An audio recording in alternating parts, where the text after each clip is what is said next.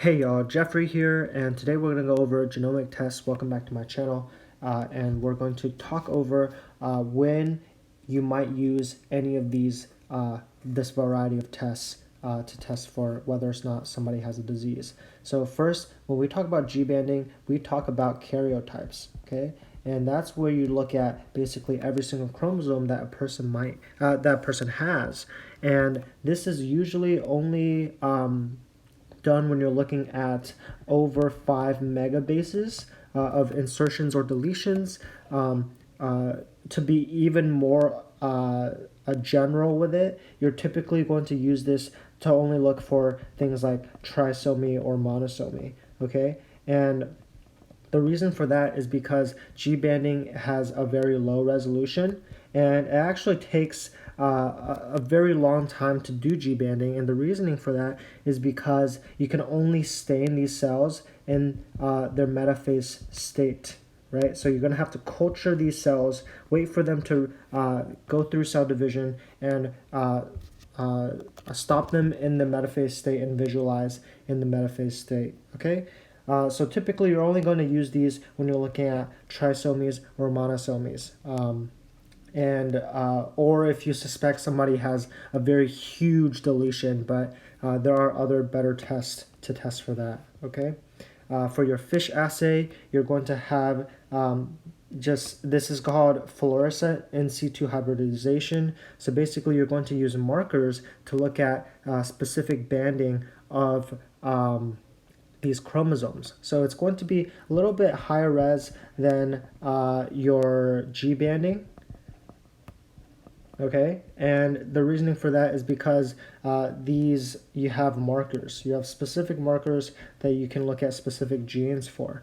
Now, this is it's still very broad. It's just because it's higher res than G banding does not mean it's going to be the best test for anything. But one thing that you may have heard of is called DeGeorge syndrome, and DeGeorge is a pretty large deletion on one of your chromosomes, and basically what FISH can do is it can detect that translocation, and there is another method to do this, and it's called Skyfish, which is going to be a different color for each of your chromosomes. So as a result, you can more easily detect translocations like DeGeorge's.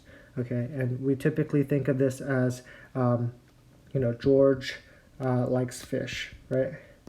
So if you ever suspect somebody who might have DeGeorge syndrome, you would use a fish test as your first test to see whether or not somebody has that disease. Okay, for your linkage analysis, this is going to look at if you have, for example, a chromosome here, and your gene of interest is right here, gene of interest, and you're going to have actually a marker that's going to be in very close proximity to that gene of interest, and it might help you, one, determine how long a triple nucleotide repeat might be, or it can help you determine whether or not a certain gene actually exists, or maybe a certain mutation actually exists. So the key words here are going to be proximity, and proximity to a certain gene, or testing to see if it's very, just anything that's close to the gene of interest that you're looking at, okay? This is usually for triple nucleotide repeat expansions, okay, triplet repeat expansion disorders. For Reflip, this is first you need to understand what this means. Basically, with Reflip, you're going to have restriction endonucleases. They're going to cut up the DNA at palindromic sequences. So if you have certain sequences, you can either have restriction enzymes that cut it like this, or cut it straight through the middle. And I just realized that kind of looks like a Nazi sign. But anyways, you're going to have restriction endonucleases that cut and at very specific parts of your DNA, and then you're going to use what is known as polymerase chain reaction, or PCR, to amplify those segments to see whether or not you have these differences. Now, the only way that you're going to use a reflip analysis is typically only for things like your triple nucleotide repeat expansion disorders that we were just talking about, or if you know specifically that a mutation in a certain gene that causes a certain disease actually mutates the splice site. Okay, so if you mutate the splice site of the restriction endonuclease, by either you can either have the loss of a splice site or the gain of an additional splice site, and as a result, on a Western blot or on a southern or even northern blot, you'll be able to see if typically you only had one cut site, and you would only see two different things, two different bands, and now you have an additional cut site, you might see three bands, right? Or if you have the loss of a cut site, you might only see one band, one thick band at the very top. So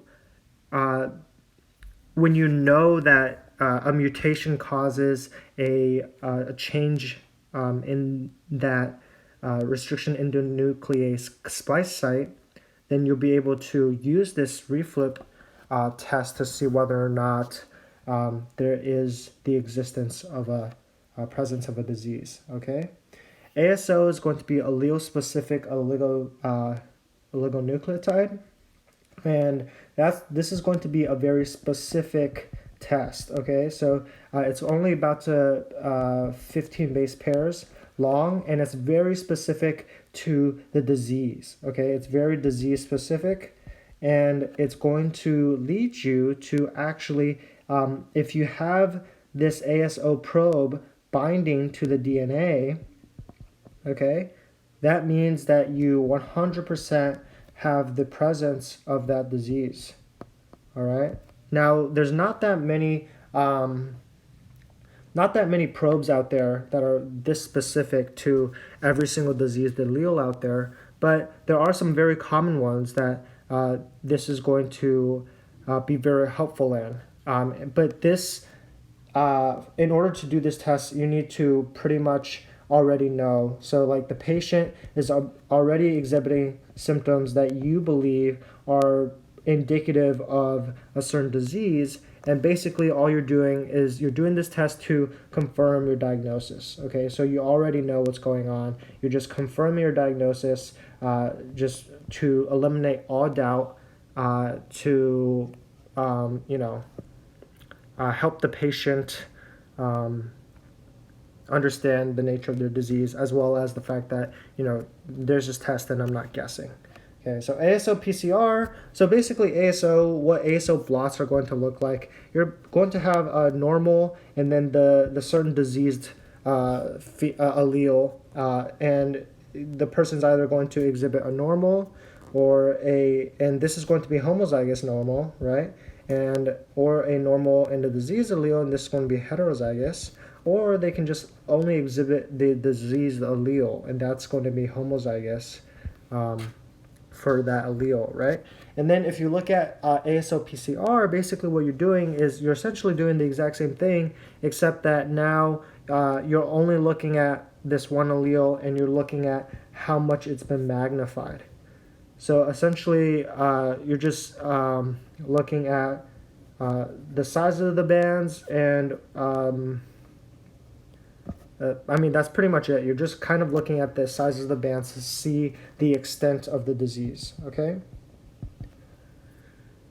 And then array CGH is going to be your, it's going to be comparative genome hybridization. That's what CGH stands for. And essentially what you're doing is you're going to compare your DNA, so your or the patient's DNA, to a normal set of DNA. So basically you're going to cut up your DNA, and then you're going to compare whether or not you have the same amount or different amounts of DNA in general at a specific locus.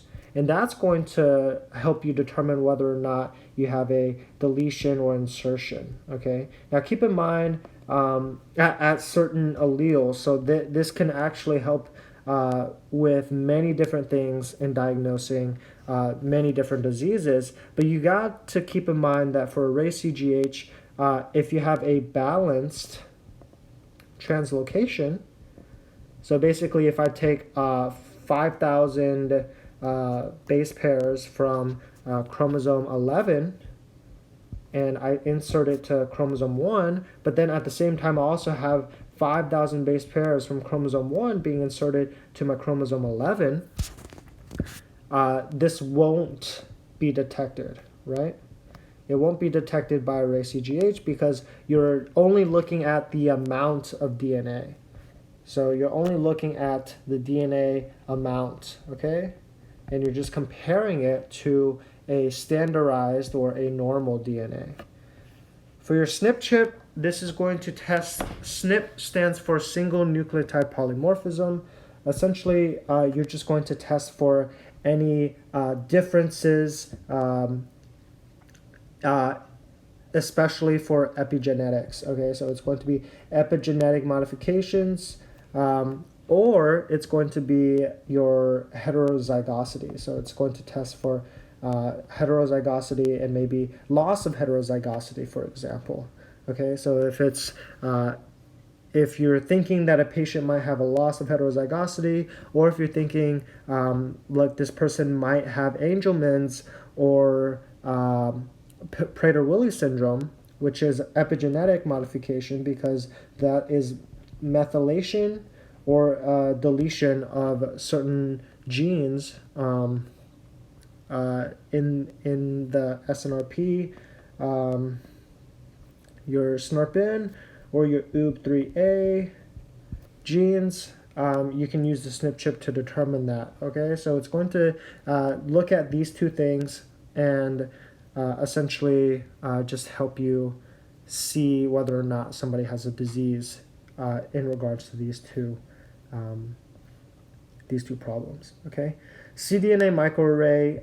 This is going to be testing for gene expression. If you ever see the words test for gene expression of something, you're going to look at cDNA microarray. Now, what cDNA microarray is that you're going to take an mRNA and you're going to make the complement of that RNA into DNA, because RNA is unstable. It's inherently unstable, okay? And you want to make it as stable as possible so that you can be able to test it, magnify it, and so on and so forth. So you turn it into cDNA. It's going to be exact copy except with DNA, and this is going to be more stable. So you can be able to see the amount. Essentially, this test is going to be for the amount of mRNA in the cell at any given time, and as a result, you can kind of predict the amount of gene expression or protein that is made in a certain person's cell. So anytime you're going to look at gene expression of a certain protein leading to maybe a disease, then you're going to be looking at cDNA microarray. Okay. Now, Sanger sequencing is going to be the last one. It's going to be something that we don't use anymore. Okay.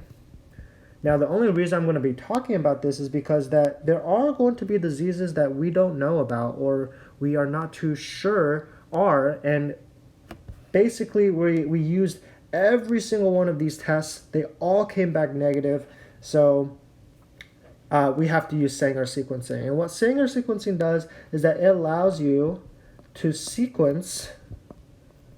allows sequencing of the entire genome. Okay, so that's huge, right? It's amazing. And why don't we use it? Because it takes a goddamn long time. Okay, it takes forever. And the only reason we would do that is if it's a last-ditch effort. Okay, if everything else came back negative and we just really need to know what's wrong with this patient to maybe be able to treat their condition because they are not responding to any treatment right now. So we use Sanger sequencing. Now, what Sanger sequencing does is that it uses deoxynucleotides, okay? It's dideoxynucleotides.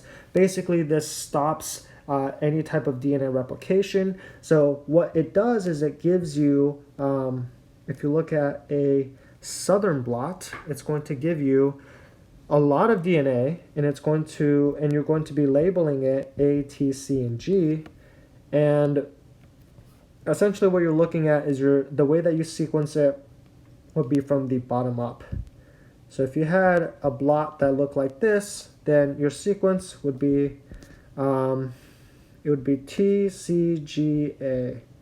Okay, and then that would allow you to sequence your DNA. You can compare it to maybe a normal DNA, and you can be able to see whether or not somebody has a certain mutation or not. But this takes forever. It's typically not used. So yeah, I hope that this video has been helpful. I hope that I've outlined essentially what all of these tests do and some instances in when you might use them.